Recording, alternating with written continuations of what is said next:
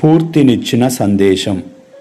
ప్రియులారా, ప్రతి ఉదయం దేవుడు మనకిచ్చే క్రొత్త అవకాశం. నిన్నటి వైఫల్యాలు, బాధలు, నిరాశలు ఈరోజు నీ భవిష్యత్తును నిర్ణయించలేవు. క్రొత్త ఆశతో, క్రొత్త ఉత్సాహముతో ముందుకు సాగడానికి ప్రతి ఉదయం ఒక ఆహ్వానమే. చీకటి ఎంత గాఢంగా ఉన్నా సూర్యోదయాన్ని ఆపలేనట్లే కష్టాలు ఎంత పెద్దవైనా నీ విజయాన్ని అడ్డుకోలేవు. నీలోని విశ్వాసం, నీ ప్రయత్నం, దేవుని కృప కలిసి అద్భుతాలను సృష్టిస్తాయి.